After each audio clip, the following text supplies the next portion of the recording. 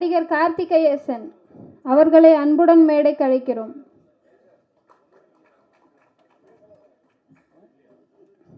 நான்காவது நடிகை சித்ரா காமராஜன் அவர்களை அன்புடன் மேடைக்கு அழைக்கிறோம்.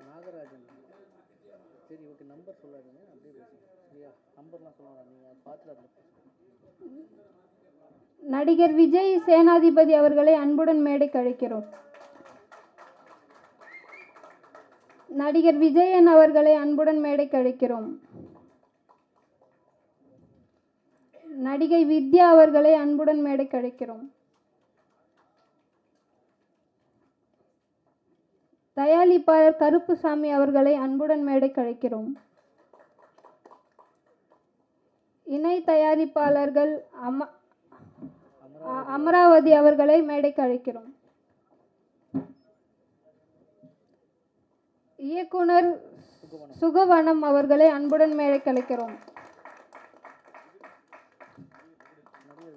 நடிகர் விகடன் அவர்களை அன்புடன் மேடைக்கு அழைக்கிறோம்.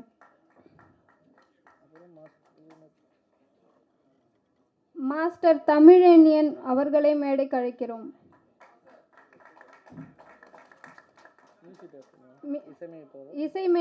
இசையமைப்பாளர்கள் நடராஜன் சங்கரங்கன் அவர்களை மேடைக்கு அழைக்கிறோம்.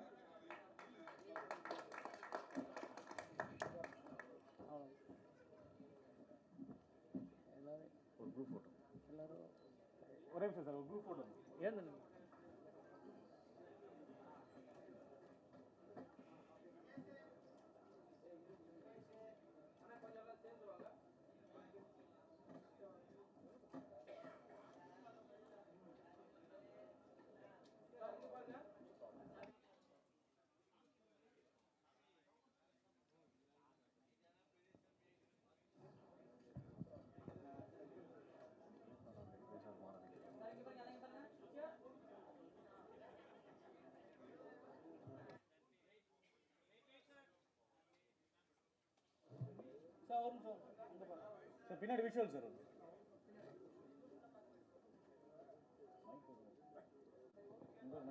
ஓகேவா? ப்ளீஸ் உட்காந்துக்கலாம். எல்லாருக்கும் வணக்கம். படம் பார்த்துருப்பீங்க. உங்களோட கருத்துக்களை சொல்லுங்கள், எப்படி இருக்குன்னு படம் சொல்லுங்கள்.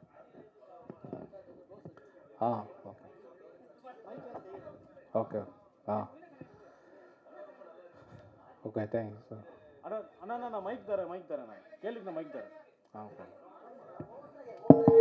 ரைட் சார், சொல்லுங்கள் சார். Sound sir. படம் ரொம்ப நல்லா இருக்குது, அருமையாக இருக்குது. ரொம்ப நன்றி. இந்த படம் எப்படி உருவானது, எங்கெங்கே எடுத்தீங்க, இந்த நாட்டை பற்றி சொல்லுங்கள். நீங்கள் யார்கிட்ட ஒர்க் பண்ணீங்க, அதை பற்றி கொஞ்சம் விரிவாக சொல்லுங்கள். நான் ஃபஸ்ட்டு அர்ஜுன் சார்கிட்ட ஒர்க் பண்ணேன், பரசுராம் மதராசி. அப்புறம் சரண் சார்கிட்ட வட்டாரம் படம் ஒர்க் பண்ணேன். அதுக்கப்புறம் அப்படியே முயற்சிகள் போயிட்டே இருந்துச்சு. இப்போ நம்ம படம் பண்ணியிருக்கோம்.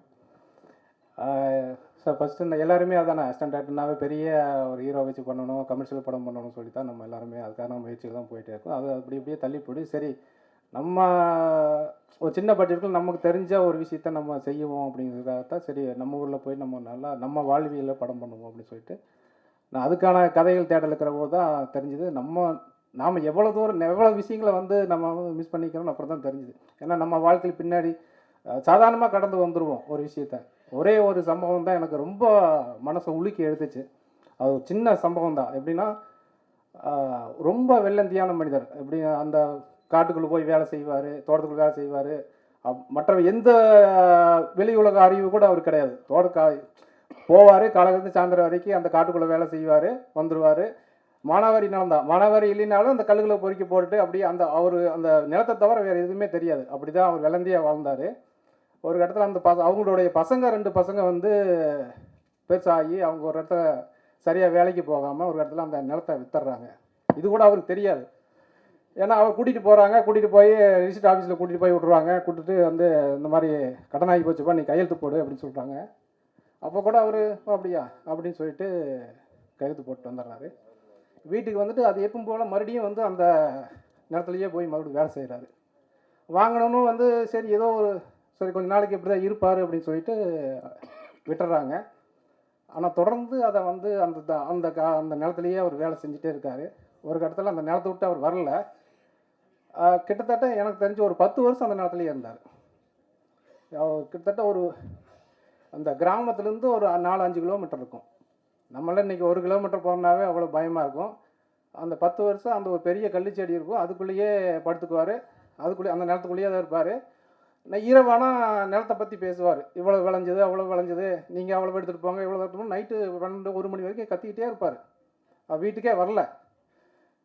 சாப்பாடு கொண்டு போய் வைப்பாங்க, ஒரு சில சாப்பிடுவார், இல்லை சாப்பிடாம மாதிரி. இந்த மாதிரி அவர் ஒரு இடத்துல மனப்பித்தலாகி அந்த நிலத்துலேயே இருக்கார். ஒரு நாள் வந்து பார்த்தீங்கன்னா அந்த சத்தம் வரல. எல்லோரும் போய் பார்க்குறபோது நிலத்தை செத்து கிடப்பார். ஸோ அந்த மனிதரோட கதை தான் நம்ம சொல்லணும்னு சொல்லி நம்ம அந்த கதை பண்ணியிருக்கேன். இப்போ நினச்சாலும் எனக்கு அது ரொம்ப உலுக்கி எடுக்கும். நம்ம என்னதான் வந்து கற்பனையாக சில விஷயங்களை செஞ்சாலும் நம்ம வந்து மகிழ்விக்குமா வழியாக, ஆனால் உண்மையை தான் வந்து நம்ம வந்து இன்னும் நல்லா உலுக்கி எடுக்கும். அந்த வெப்புமே என்னை வந்து ரொம்ப உலுக்கி எடுக்கும். ஸோ அந்த மனிதனுடைய கதை தான் நான் வந்து செய்யணும், பதிவு பண்ணணும் அப்படின்னு சொல்லிட்டு இந்த படம் கதை பண்ணேன்.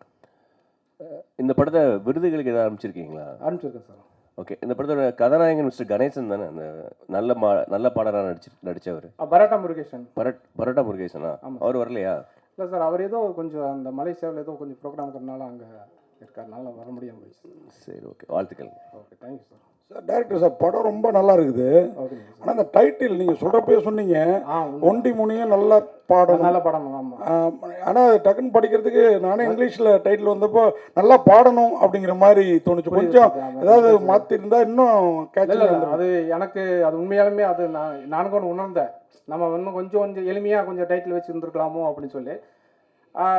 என்னன்னா அந்த நம்ம எழுதுகிற போதும் சரி, நம்ம அந்த பார்த்த விஷயங்கள், அந்த மனிதரோட வாழ்ந்த போது கடைசியில் என்ன அந்த அந்த என்ன சொல்கிறதுன்னா அந்த கேரக்டர் வந்து நம்மளால் வெளியே வர முடியல. அவன் அந்த மனிதரை நான் பார்த்து அது எழுதுகிற போதும் சரி, நம்ம படமாக்கும் போதும் சரி, அது அப்படியே நம்ம உள்வாங்கிறதுனால எனக்கு அது வந்து ரொம்ப ரிலேட்டடாக இருந்துச்சு. அந்த நல்ல படம் விட்டு என்னால் வெளியே வர முடியல.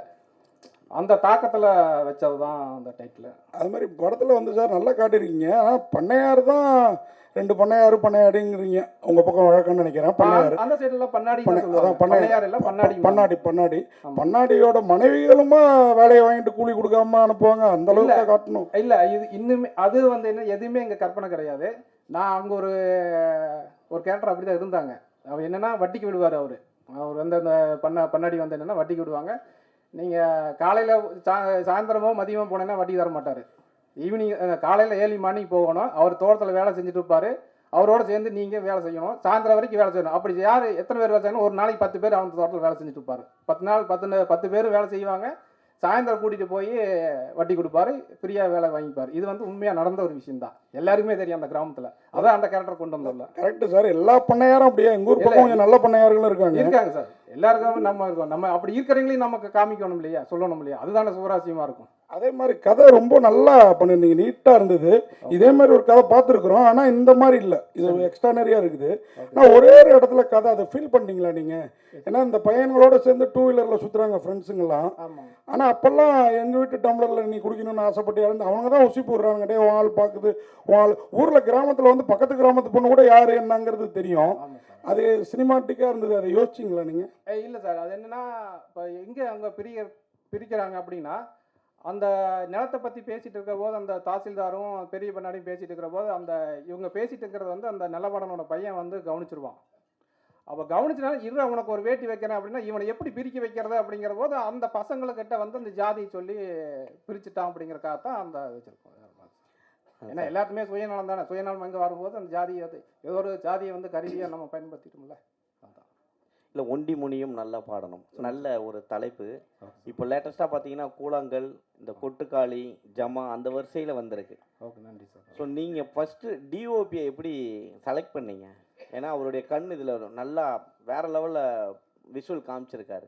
சில இடங்கள்லாம் மலை மாதிரி காமிச்சிருக்காரு. சில ஷார்ட்ஸ்லாம் அவ்வளோ அழகாக பண்ணியிருக்காரு. நீங்களா கேட்டிங்களா அவரா ஃபிக்ஸ் பண்ணல? இல்லை, 2 பேருமே நல்லா டிஸ்கஸ் பண்ணிட்டோம். ஏன்னா கிட்டத்தட்ட நம்ம வந்து கதை பண்ணிவிட்டு அங்கே போய் கிட்டத்தட்ட ஒரு 2-3 மாதம் அங்கே வந்து லொக்கேஷன் சர்ச் பண்ணோம். அதில் தேடி அங்கே அந்த லொக்கேஷன் நம்ம எப்படி காமிக்கணும் அப்படின்னு சொல்லி 2 பேரும் மொபைல்லேயே ஃபஸ்ட்டு அந்த ஷார்ட் எல்லாம் கம்போஸ் பண்ணி பார்த்தோம். இந்த இடத்துல இருந்து இப்படி காமிக்கணும் அப்படின்னு சொல்லி அவரும் நானும் டிஸ்கஸ் பண்ணி தான் அந்த ஷார்ட்டை கம்போஸ் பண்ணோம். படம் முழுக்க கதை ட்ராவல் சூப்பராக இருக்குது, அந்த ஆடு போகிறது எல்லாமே. Okay sir. எந்த இடத்துலையும் சாங் வைக்கணும்னு தோணவே இல்லையா? இல்லை, எனக்கு இது சாங் வேண்டாம்னு தான் தோணுச்சு. ஏன்னா ஒரு வாழ்வியலான ஒரு படத்தில் வந்து நம்ம வந்து ஒரு கமர்ஷியலாக சாங்கோ இல்லை ஃபைட்டோ வேண்டாம் அப்படிங்கிறதுனால தான் நான் அதை தவிர்த்துட்டேன். தவிர்க்கிறேன்னு கிடையாது, அந்த கதையினுடைய போக்கு அப்படியே இருந்துச்சு, ஆனால் அப்படியே விட்டுட்டேன். அவ்வளோதான். டைலாக் ரைட்டர் யார் சார்? நானே ஏன்னா லாஸ்ட்ல அந்த பையன் திருப்பி கேள்வி கேட்பான். ஆமாம் சார். ஆமாம். அப்போ ஒரு வார்த்தை அவரால் பேச முடியலன்ன உடனே சின்ன கல்ல தொட்டா அப்படின்ற டைலாக் அந்த இடத்துல எம்ஆர் ராதா சொல்லியிருக்கா மாதிரி இருந்தது அந்த இடம். இல்லை, அது வந்து எங்கள் ஆயா என்னை அடிக்கடி திட்டுற சொல்லு, என்னை திட்டு அடிக்கடி. எங்கள் சின்ன வயசில் நான் அதிகமாக குறும்பு பண்ணுவேன். அப்போ எங்கள் ஆயா வந்து என்னை அடிக்கடி அந்த மாதிரி சொல்லும். நிறையா சொல்லிருக்கு. அந்த படத்தில் நீங்கள் இந்த படத்தில் நீங்கள் நாத்தியத்தை சொல்கிறீங்களா? அது நாத்திகம் அப்படின்லாம் இல்லை சார். நாத்திகம்னு கிடையாது, இருக்கிறது என்ன நம்ம வந்து நேச்சர் நம்ம என்ன தோணுதோ அந்த அப்படிங்கிற அது அப்படி தான் வச்சுருக்க வழியே நான் நாத்திகமோ இல்லை ஆத்திகமாவோ போகல. இல்லை, நீங்கள் நீங்கள் பகுத்தறிவாக நம்ம பண்ணியிருக்கோம். கிடா வெட்டுறதை தப்புன்னு சொல்கிறீங்களா, ரைட்டுங்கிறீங்களா? கெடா வெட்டுறது வந்து அது வந்து நம்ம நம்பிக்கை தான் சார். கெடா நம்ம சாமி கும்பிட்றது நல்லதா இல்லை கெட்டதாங்கிறது வேறு விஷயம். நம்ம ஒவ்வொருத்தருடைய நம்பிக்கை தான் அது. இந்த படத்தில் நீங்கள் என்ன சொல்லிடுறீங்க? கிடா வெட்டுறது தப்புன்னு சொல்கிறீங்க. இல்லை, கெடா வெட்டுறது நான் இல்லை. அது என்ன விஷயம் நான் சொல்ல வந்திருக்கேன்னா, கடைசியில் வந்து இயற்கை தான் எல்லாத்துக்கும் முன்ன நிற்கும். கடைசியில் வெட்டப்பட வேண்டியது கெடா கிடையாது, கெட்ட மனிதர்கள் தான். அதுதான் அவங்க சொல்லுவாங்க.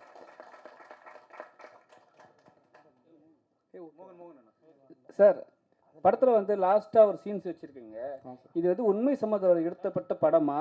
ஏன்னா இதனால தான் வந்து அரசாங்கமே தடை பண்ணாங்க இந்த கெடா வெட்டுற விஷயம். இந்த கோயிலில் வந்து ஒரு விஷயம் நடக்கும்போது குடிச்சிட்டு சண்டை போட்டு அவங்க வெட்டிக்கிறாங்கன்ட்டு. ஸோ வந்து அது மாதிரி வந்து ட்ராவல் ஆகுன்னு நினச்சிங்களா? இல்லை சார், இப்போ நீங்கள் இந்த எல்லாமே வந்து அந்த சம்பவங்கள் எல்லாமே வந்து நான் பார்த்த எனக்கு நடந்த விஷயங்கள் தான். இந்த கொலை வெட்டுற விஷயங்களோட பார்த்தீங்கன்னா எங்கள் தாத்தாவுக்கு நடந்தது தான். எங்கள் தாத்தா வந்து அப்போ வந்து படிப்பறிவு இல்லாதனால கொஞ்சம் படிப்பறிவு அந்த சமயத்தில் இருக்கிறவோ என்னென்னா எங்கள் தாத்தாவுக்கிட்ட சொல்லி அந்த நிலத்தில் வந்து ஒரு குளம் வெட்டிட்டாங்க. அப்புறம் ஒரு கட்டத்தில் தெரிஞ்சது இல்லை, அது அவங்க நிலத்துல தான் வந்தது, உங்கள் தாத்தாவுக்கு வந்து படிப்பறிவு இல்லைங்கிற போது இந்த நிலத்தை அந்த விஓவும் தாசில்தாரையும் கைக்குள்ளே போட்டு அவங்க மாதிரி செஞ்சுட்டாங்க அப்படிங்கிறது அப்புறம் ரொம்ப நாள் கழிச்சு தான் எங்களுக்கு தெரியும். அந்த சம்பவங்கள் எல்லாமே நான் கோர்த்து தான் எதுவுமே வந்து இதில். ரெண்டாவது வந்து அந்த கோயில் வந்து உண்மையாலுமே அந்த ஆதிக்கமாக்குறவங்க அந்த இருக்கிற பண்ணாடிங்க வந்து அவருக்கு இவங்கெல்லாம் சாமி கும்பிட்டு கூட சரி, இன்னொன்று வந்து எங்கள் நிலம் சொல்லிட்டு கம்பி வேலி போட்டாங்க, பென்சிங் போட்டு உள்ளே போகக்கூடாது அப்படின்னு சொல்லிட்டாங்க. ஆனால் அதில் என்னென்னா 2-3 பேர் அந்த கெடா வெட்டணும் அப்படிங்கிறது வந்து உண்மையாகவே நடந்துச்சு. ஏன்னா எங்கள் தோட்டத்துக்கு ஆப்போசிட்டில் இருக்கிற தோட்டத்தை அவர் கெடா வெட்டிட்டு அதை வெட்டணும் ரொம்ப நாளாக பண்ணிட்டு தான் கோர்ட்டு கேஸு அப்படின்னு சொல்லி போயிட்டே இருந்துச்சு ரொம்ப நாள். அப்புறம் என்ன நடந்துச்சுன்னா ஒரு கட்டத்தில் என்னென்னா அவங்களுக்குள்ளேயே அந்த பங்காளிக்குள்ளே சண்டையாகி ஒன்றுக்கு அடிச்சுக்கிட்டு கோர்ட்டுக்கு போயிட்டாங்க. இல்லை, அது நான் இது கொஞ்சம் கற்பனைக்காக வேணா கடைசியில் வந்து அவங்க என்ன இவங்களே தனியாக ஒரு இடத்த சூஸ் பண்ணி இவங்களோட இடத்துல வச்சு ஒரு கடை வெட்டிக்கிட்டாங்க. அந்த சார் டைரக்டர் சார், அது மாதிரி 2 வில்லன்களையும் எங்கே சார் பிடிச்சிங்க? அந்த கார்த்திகேசன் சார் நமக்கு தெரியும், ஒரு படம்லாம் நடிச்சிருக்கிறாரு. அந்த இன்னொரு வில்லனா அவருக்கு ஈக்குவலாக டஃப் கொடுத்தாரு. அதே மாதிரி அந்த டயலாக்லாம் ஆமாம் நீ வந்துட்டாலும் கிழிச்சிருவோம் மாட்டேங்கினா அந்த மாதிரி அந்த வீட்டு லேடியே பேசுறது ரொம்ப பிரமாதமாக இருந்தது இயற்கையாக.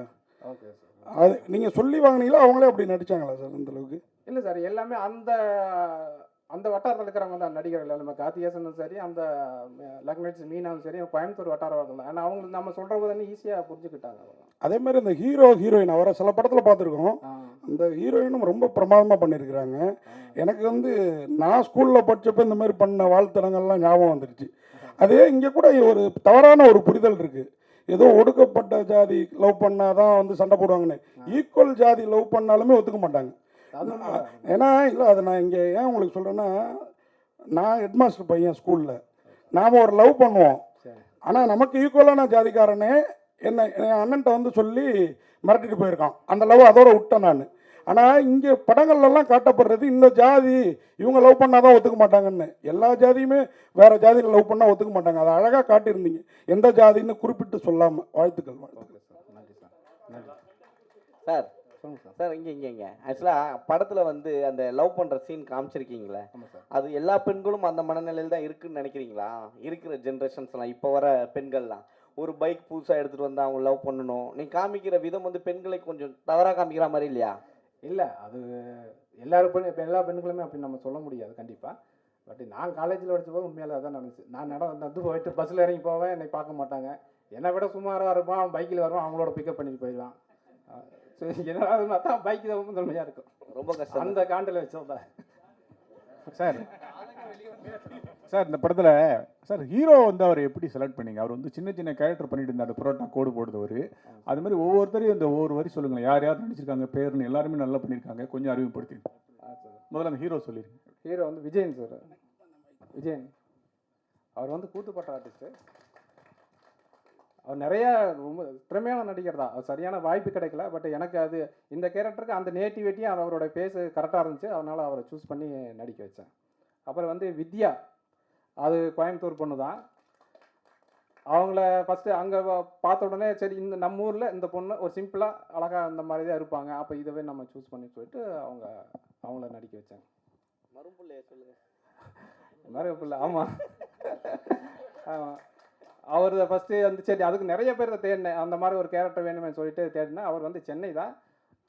ஃபஸ்ட்டு அவர் நம்ம மொபைல்லையே வந்து அந்த சீன்ஸோட சீக்வன்ஸை சொல்லி எனக்கு கொஞ்சம் ஆடிஷன் பண்ணி எனக்கு மொபைல் அனுப்புங்க அப்படின்னு சொன்னங்காட்டி அதில் கொஞ்சம் நல்லா பண்ணிட்டேன். பட் என்னென்னா கொஞ்சம் டைலாக் விட்டுருவார். பட் பாடி லாங்குவேஜாக அந்த மேனேஜ் பண்ணிட்டாப்புல. ஆமாம், அது அந்த கேரக்டருக்கு நான் கரெக்டாக இருந்தார், செட்டப் இருந்தார். இல்லை அது என்ன விஜய் சேனாதிபதி விஜய் சேதுபதிக்கு போட்டியா? சார் அதே மாதிரி இந்த பொண்ணு கேரக்டர் பிரமாதமாக பண்ணியிருந்தாங்க சார். வாழ்த்துக்கள்மா, வாழ்த்துக்கள். ஓகே. ஆமாம், சித்ரா வந்து அவங்களும் தான். நான் அவங்களுக்கு சொன்னால் சரி அந்த அவங்களுக்கு தேடிட்டு தான் இருந்தேன். விஜய் சேனாதிபதி தான் சொல்லி விட்டாப்புல, இந்த மாதிரி ஒரு பொண்ணு இருக்கு அப்படின்னு சொல்லி போட்டாலும் பார்த்தா அவங்களும் அந்த ஃபேஸ் அந்த கரெக்டாக அந்த லேண்ட்ஸ்கேப் கரெக்டாக இருந்தாங்க. வர வச்சேன். ஒரு 2-3 சீன் நடிக்க வச்சு சூப்பராக அதை பண்ணிட்டேன், கேரி பண்ணி சூப்பராக பண்ணாங்க. உண்மையாலுமே நல்லா பண்ணாங்க, அந்த கேரக்டர் கரெக்டாக இருந்தாங்க சார். ஆமாம். இல்லை சார், இப்போ அவங்க என்னன்னா இவனுடைய சூழ்நிலை புரிஞ்சுக்கிடுச்சு. இப்போ நம்ம என்ன அப்பா வந்து எப்படியாவது அந்த கிடாய் வெட்டணுங்கிற தவிப்பு இருந்துட்டு இருக்காரு. இப்போ மறுபடியும் நம்ம இந்த பொண்ணை கூட்டிகிட்டு போயிட்டா மறுபடியும் பெரிய பிரச்சனையாகும், சண்டை வரும். அப்படிங்கிறக்காகவே சரி இப்போ நம்ம வேண்டாம் இப்போ ஒரு சுச்சுவேஷனுக்கு அப்படிங்கிறக்காக அப்பாவோட நிலைமைக்காக வந்து நான் வரல, இப்போ வந்து கிடா வெட்டுறது தான் எனக்கு முக்கியங்கிறதுனால தான் அந்த கிடாய்க்கு எடுத்து புள்ள போடுறேன். அந்த பொண்ணு வந்து அண்டர்ஸ்டாண்ட் பண்ணிவிட்டு சரி வேண்டாம்னு சொல்லி திரும்பி போயிடுறாங்க. பராட்டா முருகேசன் வந்து ஆக்சுவலாக இன்றைக்கி வரவா இருந்துச்சு. அவருக்கு ஏதோ ஷெட்யூல் வந்து இந்த மலேசியாவில் இருக்கிறதுனால வர முடியாமல் போச்சு. நல்லா பண்ணினார். நிறையா கஷ்டப்பட்டு அந்த கல் முழுக்கெல்லாம் செருப்பு போடாமையே ஓட வச்சு எல்லாம் ரொம்ப கஷ்டப்பட்டு நல்லா லைவாக பண்ணார். உண்மையாலும் மிகப்பெரிய உழைப்பு தான் வருது. கண்டிப்பாக வில்லம் பண்ணையார் இருக்கார்ல. ஆமாம் சார், வில்லம் பண்ணையார் வந்து அடுத்தடுத்த படத்தில் ஹீரோவை பண்ணிட்டு இருக்காரு. ஆமாம் சார். அவரு போய் ரொம்ப இதாக இப்போ விக்கெல்லாம் வச்சு விஜய் ரேஞ்சுக்கு நடிச்சிட்டு இருக்காரு சார் அவரு. அவர் நல்லா பண்ணாருங்க. ஃபஸ்ட்டு வந்து சும்மா முறுக்கிட்டு நின்னார், இந்த நாட்டாமையில மாதிரி இதெல்லாம் பேசுறீங்க. நம்ம ஊரில் எப்படி வந்து நிற்பாங்களா, நம்ம பண்ணாடினா எப்படி சிம்பிளாக வருவாங்க. எதையும் வந்து எதிர்த்தோ அதட்டியோ இல்லை வந்து வேலை வாங்க மாட்டாங்க. ரொம்ப தட்டி கொடுத்து பணிவாக தட்டி கொடுத்து வேலையை வாங்கிடுவாங்க. அந்த மாதிரி தான் அங்கே இருப்பாங்க. அதனால் நீங்கள் எதுவும் பண்ணாதீங்க, கேஷுவலாக அங்கே எங்கே இருப்பாங்களோ அதே மாதிரி பண்ணுங்க அப்படின்னு சொல்லி அவரை பண்ண வச்சார். அவர் வில்லன் கேரக்டர் அப்படின்னு சொன்னோடனே நான் நினச்சிட்டேன் நம்ம சரத்குமார் சார் மாதிரி சேரன் பாண்டியன் மாதிரி அடிசுமா அப்படி பாடியெல்லாம் ஏற்றிக்கிட்டு அப்படி ஜம்முன்னு போயிடுவோம், அப்படி நெப்போலியன் சார் மாதிரி இப்படி நிற்கலான்ட்டு நான் அப்படியே போய் நின்று அப்படி முறுக்கிக்கிட்டு சார் அதெல்லாம் நீங்கள் பண்ண வேண்டாம், இப்படி தொங்க விடுங்க, அந்த எப்படி இருந்தேன்னா இப்படி ஆன மாதிரி இப்படி ஆகிடுங்க. நான் எப்படி தான் இப்போ பார்த்தீங்கன்னா இல்லையா, நான் எப்படி இருந்தேன் அந்த அப்போ லாரா படத்துக்கு அந்த டைமில் பண்ணும்போது போலீஸ் கேரக்டர் இருக்கும்போது நான் அப்படி பண்ணினேன். இல்லை நீங்கள் அப்படிலாம் பண்ண வேணா, வடிவேல் செய்வார் மாதிரி இல்லைங்களா, சாரி விவேக் இப்படி இருந்தால் நான் இப்படி ஆன மாதிரி நீங்கள் இப்படி இருங்க அப்படின்ட்டார். அதனால தான் இப்படி இருப்பேன். வேறு ஒன்றும் இல்லை சார். Thank you sir. இயக்குனர் சார் சொல்லுங்கள் சார். சொல்லுங்கள் சார். இப்போ பார்த்தீங்கன்னா ஒவ்வொரு சமூகத்துக்கும் வந்து பல குலதெய்வங்கள் இருக்குது. ஆமாம். ஆனால் வந்து ஒரு பண்ணையார் நிலத்தில் இருக்கிற ஒரு குலதெய்வத்தை வந்து அந்த சமூகத்தை சார்ந்தவங்க வந்து அவங்க அந்த கோயிலில் தான் எக்ஸாக்டாக போயிட்டு இந்த கடை வெட்டணும்னு நினைக்கிறது வந்து எந்த விதத்தில் நியாயமாக நீங்கள் வந்து இதை பண்ணியிருக்கீங்க? இல்லை அவங்களுக்குன்னு ஒரு குலதெய்வம் இல்லையா? இல்லை, குலதெய்வமே அதுதானங்க. ஒண்டி முனிங்கிறது வந்து அவங்க காலங்காலமாக வந்து அதை தானே இது வணங்கிட்டு வர்றாங்க. இல்லை அவங்க நிறைய சிறுதெய்வங்கள் 2 பண்ணையார் அவங்க ஒரே இதாக காட்டுறீங்க. ஆமாம். இங்கே வந்து இவங்க வந்து ஒரு ஒடுக்கப்பட்ட சமூகத்தை சார்ந்தவங்க ஒருத்தவங்களை காமிக்கிறீங்க. அவங்களுக்கும் ஒரு குலதெய்வம் இருக்குது, இன்னொருத்தவங்களுக்கும் ஒரு குலதெய்வம் இருக்குது. இப்போ அந்த குலதெய்வத்தை தான் 2 பேர் எப்படி சரிசமமாக கும்பிடுறாங்கன்னு நீங்கள் எப்படி காட்டுறீங்க? இல்லை, சரிசமமாக கும்பிட்றது இல்லை. அவங்க வந்து என்னென்னா அந்த ஆதிக்கம் அந்த என்ன சொல்லுவாங்கன்னா ஊரில் வந்து அந்த அதை வந்து அந்த இது சொல்லுவாங்க, அந்த கோயிலை கோயிலினோட அந்த தர்மகர்த்தா மாதிரி இப்போ வந்து அவங்க தான் இருப்பாங்க. நீங்கள் எல்லா ஊர்லேயுமே போய் பாருங்கள். அந்த இவங்க தாழ்த்தப்பட்ட கோயிலாக இருந்தாலும் அதுக்கு தர்மகர்த்தா யாருன்னு பார்த்தீங்கன்னா அங்கே இருக்கிறவங்க பெரிய பண்ணாடிங்க அந்த மாதிரி பெரிய அவங்க தான் கணக்கு வழக்கு பார்ப்பாங்க, எல்லாமே செய்வாங்க. இன்னும் ஊரில் அப்படி தான் இருக்காங்க. இல்லை அந்த நிலைமை அவங்களோடது தானே, நிலைமை அவங்க தான் அந்த முன்னாடி ஆமாம் அவங்கள்ட்ட இருந்து அவங்க கொள்ளையடிச்சிருக்காங்க. அவங்களுக்கு அவங்க நிலம் தான் இருந்துக்குது. ஒரு கட்டத்தில் அவங்க நிலம் கை விட்டு போய் அந்த சாமியும் அவங்க கிட்டே போயிடுச்சு. கரெக்டாக சொல்லுங்க. அதுக்காக சார் கடைசியா எங்கெங்க ஷூட்டிங் எடுத்தீங்க? ரொம்ப நல்லா இருந்த லேண்ட்ஸ்கேப்பு. அப்புறம் அந்த குட்டி பையனை சொல்லுங்க, நல்லா பண்ணியிருந்தார். ஆமாம், அது என் பையன் தான், என் மகன் தான். ஆக்சுவலாக அவன் வந்து ஃபஸ்ட்டு வந்து நான் சொன்னாங்க ஒய்ஃபு, சரி சொன்னாங்க இந்த மாதிரி அவனும் இன்ட்ரெஸ்ட் ஆகிறா பண்ணி, இல்லை அவன் பயங்கரமாக குறும்பு பண்ணுவான், சொன்னால் கேட்க மாட்டான், வேண்டாம் நான் ஊர்லேயே ஒரு நல்ல பையனை பார்த்து பண்ணிக்கலாம் அப்படின்னு சொல்லி விட்டுட்டேன். சரி அப்போ லீவும் போது வந்து சும்மா ஷூட்டிங் பார்க்க வந்தால் சரி பண்ணுறா ஒரு சீனு அப்படின்னு சொல்லி காமிச்சு அவன் பார்த்தா நல்லா பண்ணால் கடைசியில் பார்த்தா நான் கட்டு சொல்கிறக்குள்ளேயே அவன் கட்டு சொல்லிடுவான். அப்புறம் அவங்க நடிக்கிறதுக்கு முன்னாடியே அப்பப்போ அவங்க நல்லா நடிக்கிறப்பா கட்டு சொல்லுப்பான்ருவான். அந்த மாதிரி அவன் அப்புறம் ஏன் ஆட்டுக்கெல்லாம் க்ளோஸ் வைக்கிறீங்க, எனக்கே க்ளோஸ் வைக்கல அப்படின்னு கேட்பான். அந்த அளவுக்கு அவன் அதில் இன்ட்ரெஸ்டாக இருந்துச்சு அவனுக்கு. டைலாக்குமே பார்த்தீங்கன்னா அந்த லென்த் டைலாக் பேசுவாங்களே அது ஒரே டேக்கில் அடித்தான்.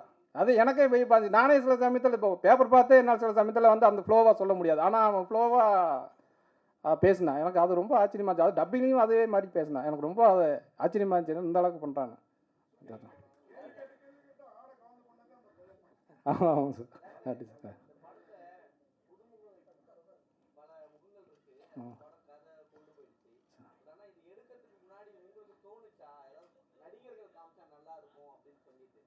இல்லை ஃபஸ்ட்டு நம்ம பட்ஜெட்டாக போகிறபோது ஃபஸ்ட்டு அந்த மாதிரி தான் ஆக்சுவலி நான் பண்ணினேன். சரி இருந்தால் நல்லா இருக்குமே ஒரு, ஏன்னா இப்போ நம்ம கொண்டு போய் சேர்த்துறங்கிறது வந்து ரொம்ப முக்கியமாக தேட்டர்லையும் சரி வியாபார ரீதியாக கொண்டு போய் சேர்த்துறதுக்கு வந்து ஒரு ஆர்டிஸ்ட் இருந்தால் நல்லா இருந்திருக்குன்னு தோணுது. சில சமயத்தில் நம்ம ஒரு பட்ஜெட்டுங்கிற வரும்போது சரி ஓகே நம்ம முதல்ல ஒரு படம் எடுப்போம், நல்ல படமாக எடுப்போம், ஏதோ ஒரு விதத்தில் கொண்டு போய் நம்மளுக்கு ஒரு அட்ரஸ் ஒரு ஐடி கார்டு கிரியேட் பண்ண வேண்டும் அப்படிங்கிறக்காக தான் நம்ம அது பண்ணோம். ஏன்னா பட்ஜெட்டுங்கும் போது அதுக்கு வந்து நம்ம கருப்பிச்சாமி வந்து ரொம்ப ஹெல்ப் பண்ணார். ஏன்னா அது ரொம்ப, ஏன்னா அவர் ஷூட்டிங்கே வரமாட்டாப்புல மறுபடியும் நைட்டு ஃபோன் பண்ணி சொல்லி ஏங்க வரலைன்னா, ஏங்க நான் அங்கே வந்துட்டு அங்கே யாருங்க காலையில் கறந்துச்சா கடன் வாங்க போகிறது, கடன் வாங்கி தான் கடைசி அனுப்பணும் அப்படிம்பாரு. அந்த அளவுக்கு எனக்கு சில சமயத்தில் ஐயோ இது ஏன் அவர் கொண்டு வந்து மாட்டி விட்டோமே, ஐயோ தப்பாக போயிடுச்சோ அப்படின்னு சொல்லி கூட நைட்டு நான் ரொம்ப ஃபீல் பண்ணிக்கிறேன். அதெல்லாம் இல்லாமல் தொடர்ந்து வந்து அதை வந்து பண்ணி இந்த அளவுக்கு கொண்டு வந்து விட்டது வந்து மிகப்பெரிய எனக்கு நன்றி சொல்லணும். அவர் கருப்பிசாமியும் சரி அமராவதி இணை தயாரிப்பாளரும் சரி நான் சொல்லணும், கண்டிப்பாக நன்றி. அப்புறம் வந்து டிஓபி சார் வந்து ரொம்ப கூட இருந்து அவ்வளோ கோஆப்ரேட்டாக பண்ணி நம்ம என்னென்ன டிஸ்கஸ் பண்ணி என்னென்ன பண்ணணுமோ, ஏன்னா ரெகுலராக அந்த ஃபார்மேட் இல்லாமல் கொஞ்சம் லேண்ட்ஸ்கேப் வந்து கொஞ்சம் நல்லா வேர்ல்டு லெவலில் அது பண்ணணும் அப்படிங்கிறதுக்காக 2 பேரும் டிஸ்கஸ் பண்ணி பண்ணியிருக்கோம். ஓரளவுக்கு அது கொண்டு வந்திருக்கோம். அதுக்கு அவருடைய தான் பங்களிப்பாக ரொம்ப பெருசாக இருந்துச்சு. அவருக்கு ரொம்ப நன்றி. அதுக்கடுத்து பார்த்தீங்கன்னா மியூசிக் டேரக்டர் நம்ம சொல்லணும். மியூசிக் டேரக்டர் கடைசி எல்லாம் முடிச்சு மியூசிக் டேரக்டர் கொண்டு வரும்போது என்னன்னா அவர் ரீல் கொடுத்து அனுப்புவேன், அவர் பண்ணி எனக்கு கொண்டு காமிப்பார், இல்லை சார் இது வேண்டாம் நல்லா இல்லை அப்படின்பேன். சரி ஓகே மறுபடியும் எப்போ வேணும் மறுபடியும் ஒன்று போடுவார், இல்லை வேண்டாம் மறுபடியும் ஒன்று போடுவார். கிட்டத்தட்ட ஒரு எனக்கு தெரிஞ்ச ஒரு 15-20 டைம் மாற்றி மியூசிக் பண்ணிட்டோம். ஆனால் அசராமல் உங்களுக்கு என்ன வேணுமோ சொல்லுங்கள் அது பண்ணுவோம் அப்படின்னு சொல்லி பண்ணி கொடுத்தாரு. அது மிகப்பெரிய அவருக்கு தேங்க்ஸ் சொல்லணும் கண்டிப்பாக. அந்த எந்த டைம்லையுமே அவர் முகம் காமிக்கல, சரிங்க சார் ஓகே பண்ணிக்கலாமே ஓகே உங்களுக்கு எப்படி வேணும் அப்படின்னு சொல்லி அது ஒவ்வொரு டைமும் நமக்கு மாற்றி அதை பிடிச்சோம். நல்லா ஒரு மிகப்பெரிய அந்த பேக்ரவுண்ட் மியூசிக் வந்து ரொம்ப சூப்பராக இருந்துச்சு. ஏன்னா அந்த வட்டார வழக்கில் இருக்கிற அந்த சவுண்டை அப்படியே கொண்டு வந்தார். அது ரொம்ப யூஸ்ஃபுல்லாக இருந்துச்சு. அது சரி. அப்புறம் எடிட்டர் சார் அவரும் படாத பாடு படுத்திருக்கேன். ஏன்னா போவோம் ஒரு வேஷன் போடணும், அப்புறம் நைட்டு காலையில் வந்து இல்லை வேண்டாம் சார் அந்த ஷாட்டு வேண்டாம் அது வேறு ஷாட்டு வைப்போம், இல்லை இது வேண்டாம் அப்படின்னு சொல்லி கிட்டத்தட்ட மாற்றி பண்ணிகிட்டே இருப்போம். அவர் என்னங்க அவர் சொல்லுவார் கூட நடிச்சவங்கள்ட்ட என்னங்க வராரு வந்து மாற்றிட்டே இருக்கிறாரு. கிட்டத்தட்ட ஒரு 6-7 மாதம் வந்து நம்ம அதை ஃபில்டர் பண்ணி கொண்டு வரும்போது அவரும் கூட இருந்து அவ்வளோ தூரம் ஹெல்ப் பண்ணார். உண்மையாலுமே அவருடைய பங்களிப்பும் மிகப்பெரிய இந்த படத்துக்கு வந்து சப்போர்ட் தான். டைரக்டர் சார் நீங்கள் வருத்தப்பட்டீங்க இந்த படத்தில், அதாவது கேட்டாரு அதனால சொன்னீங்க ஒரு பிரபல முகம் இருந்தால் பிஸ்னஸ்க்கு நல்லா இருக்கும்ட்டு. ஆனால் இந்த படத்தில் நடிச்சிருக்க அத்தனை பேரும் அடுத்தடுத்த படங்களில் இந்த படம் மூலயமா பிரபல முகமாவாங்க. உங்களுக்கும் பெரிய வெற்றி வாய்ப்புகள் அடுத்தடுத்து வரும். குறிப்பாக கேமராமேன் எடிட்டர் நடிச்சிருக்கிற அத்தனை பேரும் அந்த சின்ன பையன் தொடங்கி அதுக்கு மனசு தளர விடாதீங்க. பிரமாதமாக இருக்கு படம். வாழ்த்துக்கள். ரொம்ப நன்றி சார். வாழ்த்துக்கள் சார். வாழ்த்து. ஓகே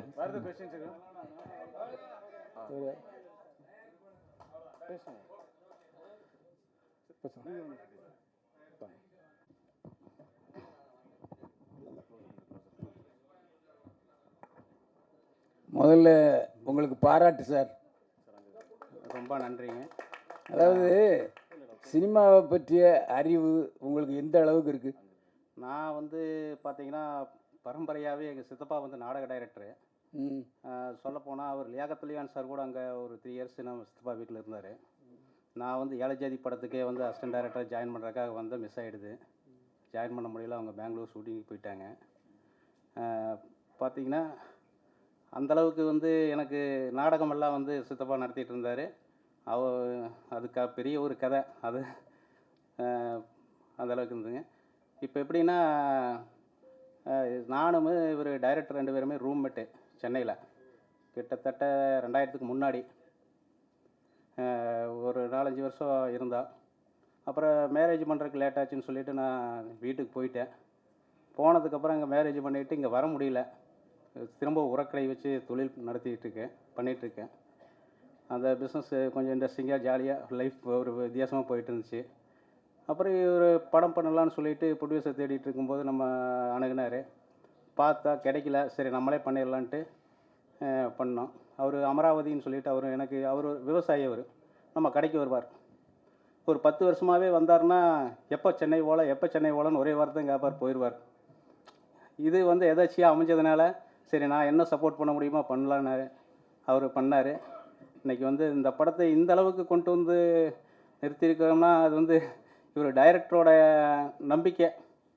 அவர் பண்ணுவாருங்கிற நம்பிக்கை எனக்கு நல்லா தெரியும். ஏன்னா அவர் கூட ரொம்ப வருஷமாக பழகியிருக்கிறேன். எக்ஸ்ட்ரா திறமை இருக்குது அவருக்கு. ஆனால் இந்த அளவுக்கு ஸ்க்ரீன் ப்ளே பண்ணியிருப்பாரா, இந்த அளவுக்கு டைலாக் பண்ணியிருக்க முடியுமா அப்படிங்கிறது வந்து எனக்கே ஆச்சரியமாக தான் இருக்குது. ரொம்ப சூப்பராக பண்ணியிருக்கிறாரு. அதுக்கு ரொம்ப நன்றியை தெரிவிச்சுக்கிறேன்.